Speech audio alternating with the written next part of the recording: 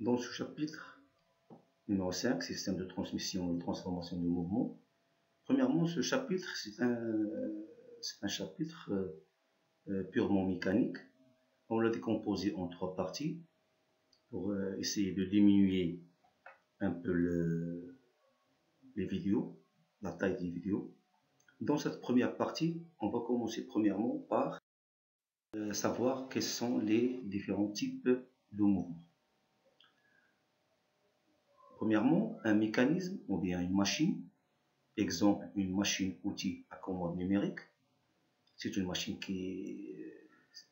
c'est un système automatisé. Elle travaille tout seul.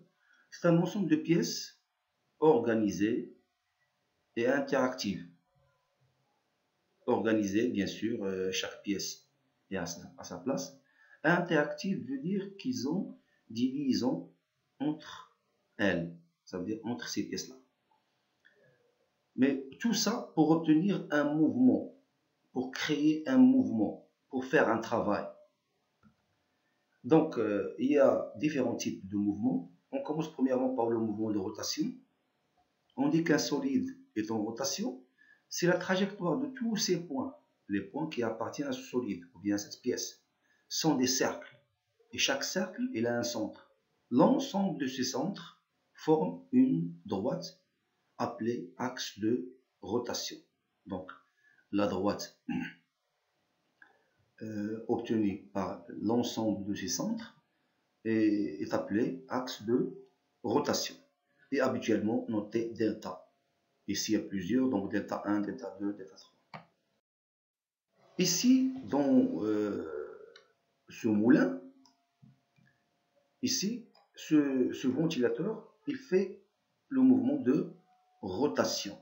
Donc, tous les points qui appartiennent à ce moulin, donc il effectue un mouvement de rotation. Dans cet exemple, ici, on a 2 roues cylindriques, la roue numéro 1 et la roue numéro 2. La roue numéro 2 elle a son axe de rotation delta 1, la roue numéro 1 elle a son axe de rotation delta 2.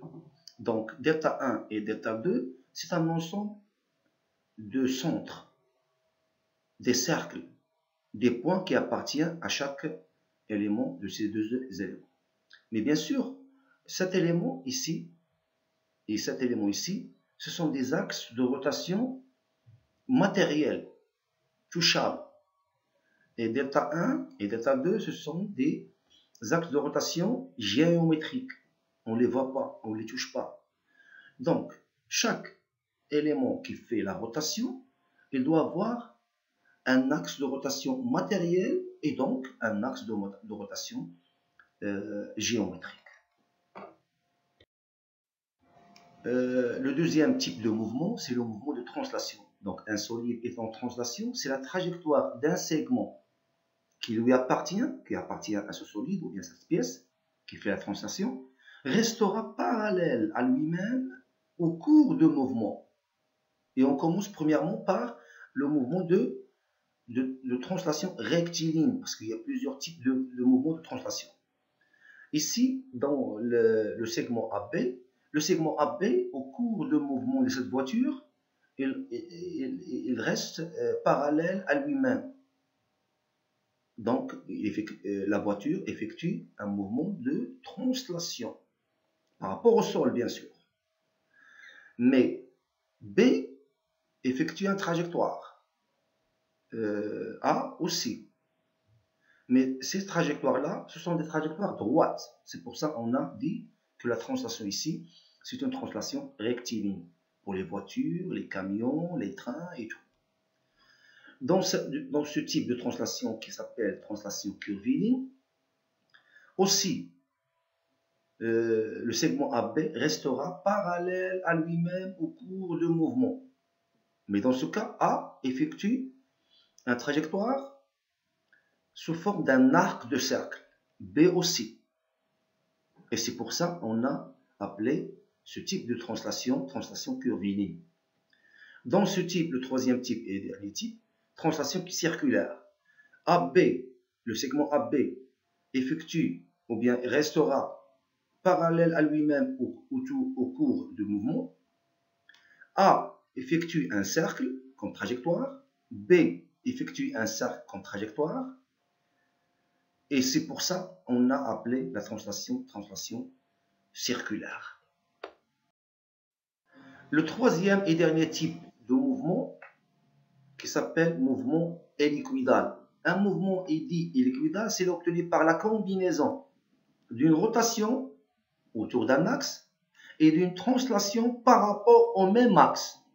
L'exemple ici, c'est l'exemple d'un étau. On l'appelle cet élément, c'est un étau.